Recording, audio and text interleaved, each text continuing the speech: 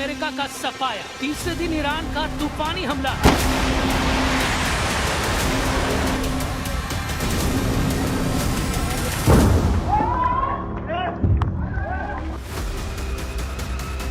Middle east की जंग, अमेरिकी पकड़ कितनी मजबूत।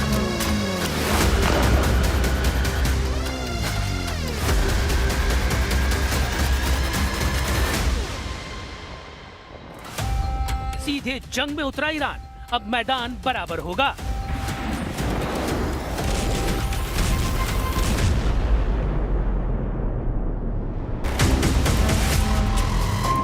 मिडिल ईस्ट के आसमान अब बादलों से नहीं, मिसाइलों की लकीरों से भरने लगे हैं। क्या खमनेई की मौत का हिसाब ईरान अमेरिका को खाड़ी से बाहर करके लेगा?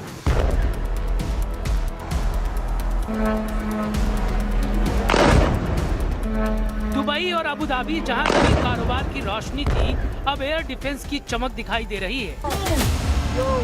अमेरिका का सबसे बड़ा साझेदार सऊदी अरब अब ईरान का सबसे बड़ा दुश्मन बन गया है।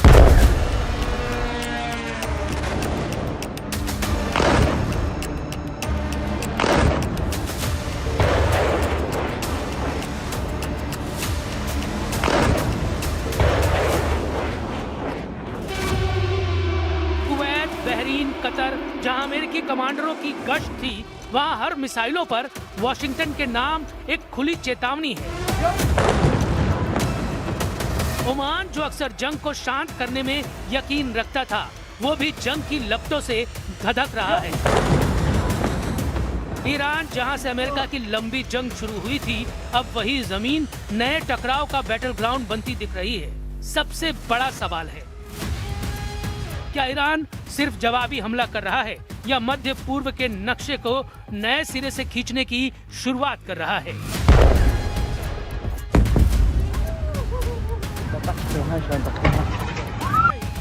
अमेरिका और इजराइल से जंग का तीसरा दिन है, लेकिन लड़ाका फोर्स के तूफानी हमले थमते नहीं दिख रहे।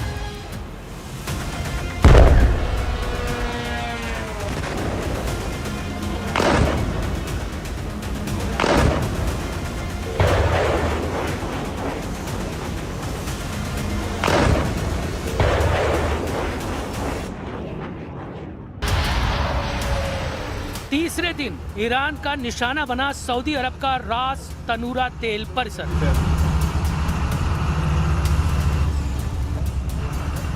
लंबी दूरी से भेजे गए ड्रोन खाड़ी तट की ओर बढ़े।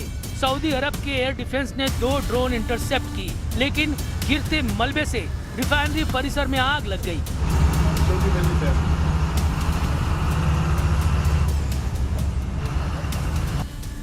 सऊदी अरामको का ये कॉम्प्लेक्स मिडिल ईस्ट की सबसे बड़ी रिफाइनरियों में से एक है, जिसकी क्षमता प्रतिदिन करीब 5.5 लाख बैरल की है और ये कच्चे तेल का प्रमुख निर्यात टर्मिनल है। ईरान का संदेश साफ है कि अगर अमेरिका इजराइल गठजोड़ ईरान पर वार करेगा, तो इसका जवाब वो तेल की नसों पर वार करके देगा। अब सवाल है कि क्या ये सिर्फ चेतावनी थी या ऊर्जा बाजार जंग का नया मोर्चा बनने वाले हैं?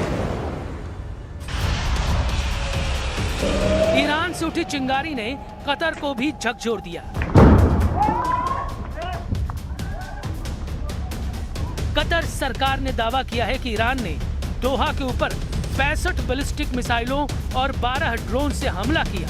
हालांकि कतर की एयर डिफेंस ने ज्यादातर हमलों को हवा में नाकाम कर दिया, लेकिन मिसाइलों के मलबे में कई लोग घायल हो गए और इलाके में अफरा तफरी मच गई। यह हमला कतर पर सिर्फ मिसाइल अटैक नहीं था, बल्कि टारगेट पर थे अमेरिकी ठिकाने, जहां अमेरिका का मध्य पूर्व ऑपरेशन चलता है, और इसकी वजह से कतर का एयरपोर्ट भी निशाने पर आ गया, जिसके बाद एयर ट्रैफिक रुक गया और हवाई सेवा बाधित हो गई। एक्सपर्ट्स का मानना है कि यह हमला अमेरिका और इजराइल के हमलों के जवाब में खाड़ी देशों पर दबाव बनाने का है। आयतुल्लाह खमनेई ने पहले ही चेतावनी दी थी कि अमेरिका का मिलिट्री एक्शन और टकराव की नीति पूरे इलाके को अस्थिर कर देगी। آمریکایی‌ها بدونن که اگر این دفعه جنگی را بندازن این جنگ